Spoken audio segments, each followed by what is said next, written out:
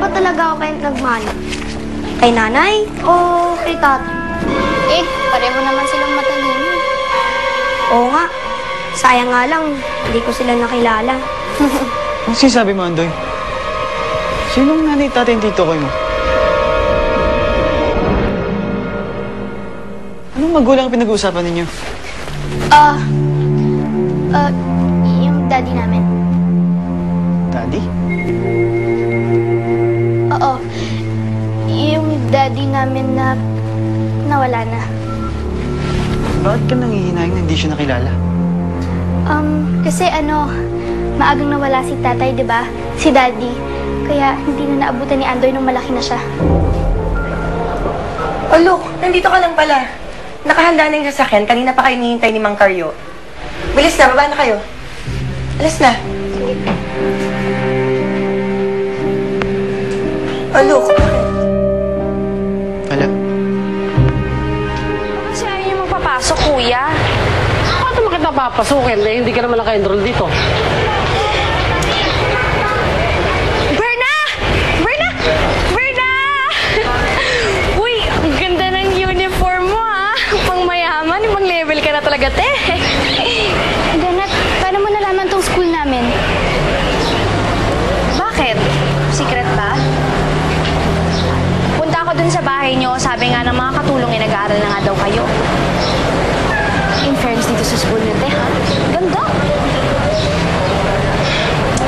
Samantalang dati, sa mababang paaralan ng Esteban Abada ka lang nag-aaral. Pero ngayon, parang pang-milyonaryo na yung buhay mo. Ano bang sadya mo dito? So, patuloy pa rin ba ang pagpapanggap niyo ni Andoy? Eh, tataka lang kasi kami ni Inay, baka bistado na kayo. Nenet, pwede bang huwag na natin pag-usapan yan? Bakit naman hindi? Natatakot ka? Wala mo nakakarinig sa atin dito. At saka isa pa, ikaw kala mo makatakas ka sa akin, ha? Sabi mo, ilalakad mo ako kay Luke. Pangako mo yan. Asan na? Asan na yung pangako mo? Ang tagal-tagal, Berna. Ang tagal ko nang hinihingi sa'yo. Ngayon wala pa rin. Bakit ba parang ayaw mo papalapit kay Luke? Siguro, may gusto ka doon. Nenet, ano ba? Anong ano ba? Kunwari ka pa, nandidiri ka, hindi naman kayo tunay na magkapatid ni Luke, di ba? Hindi kayo mga tunay na anak. Nagpapanggap lang kayo ni Andoy na anak ng Emily na yon, di ba? Sabi mo? Papanggap lang na anak si Berna at Andoy? Juan. Baka nagkamali ka na nung pandinig mo. Di ako tanga. Alam ko anong narinig ko. Ha? Look. Wala kang dapat sabihin. Ano bang dadahilan mo, ha? Puro na lang kasi nulong yan. Sorry, Berna. Magsabi ka na kasi ng totoo. Sabihin niyo sa akin totoo. Nenet, please. Sabihin niyo sa akin totoo. Ayoko sa lahat yung sinungaling. Yun na yun. Kung ano yung narinig mo, look, yun na yun. Hindi talaga tunay na anak ng mami mo sina Berna at Andoy. Nagpapanggap lang sila. Kapatid ng nanay ko yung nanay nila at matagal nang patay yun. Kaya magpinsan ka. Nenet, tama na! Ano ba, Berna? Huwag ka na nga maging ganyan. Bistado na tayo. Wala na tayo magagawa. Berna. Paano mo nagawa to? Paano mo nagawa ng lokohin si Mami? Look! Look, sandali magpapaliwanag ako! Wala kang dapat sabihin. Ako, alam ko pa paano na ito sasabihin kay Tita Andre. Malamang ngayon, kausap na ni Luke yung tatay niya. Sabi niya kakausapin niya rin agad eh. Mang Carlo, paano na tayo ngayon? Ha?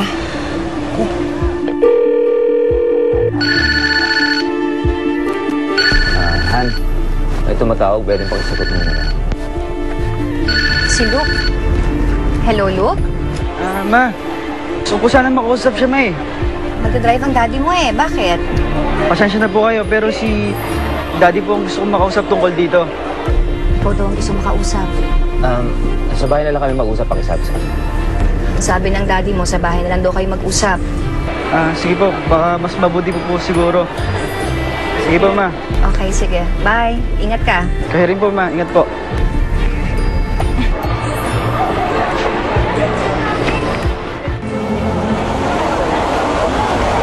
Look, binilhan kita ng banana Q, oh. Sabi kasi si Mang Carlo, paborito mo raw yan, eh. Ganun pa kahirap. Hindi mo kailangan suhulan. Yun ba iniisip mo? Sinusuhulan kita? Look, gusto ko lang naman magpasalamat, Pwes, eh. ikaw pa kahirap, okay? Dahil hindi tayo pwedeng maging magkaibigan. Alam mo bakit? Hindi ako nakikipagkaibigan sa tulad mong sinungaling manluloko. Sakit mo namang magsalita? Saktan ka? Hindi naman totoo, di ba? Siguro nga nagsinungaling kami ni Andoy. Nagpanggap kami ng mga anak ni Mommy Emily.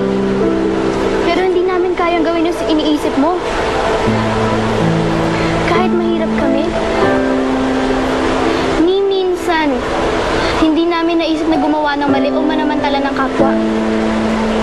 Lahat ng mga ginhawang naranasan namin kay Mommy Emily, kaya namin iwan lahat ng yun. Ginagawa namin to. Nagpapanggap kami ng mga anak ni Mommy Emily kasi mahal namin siya. Mahal na mahal. Pero kung para sa'yo, mali ang magmahal ng hindi tunay na ina, pasensya na, ha? Patawad. Pero hindi yun sapat. Hindi yun sapat na dahilan para husgahan mo yung buong pagkatao namin.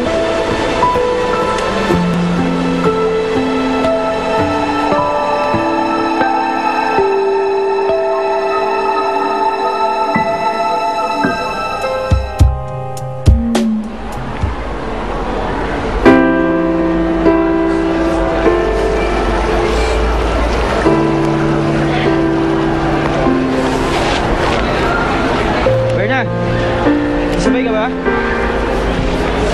Hindi na. Baka mamaya, isumbat mo pa sa akin yung pagsakay ko sa kotse mo, eh. Kaya ko naman na umuwi mag-isa. Bahala ka.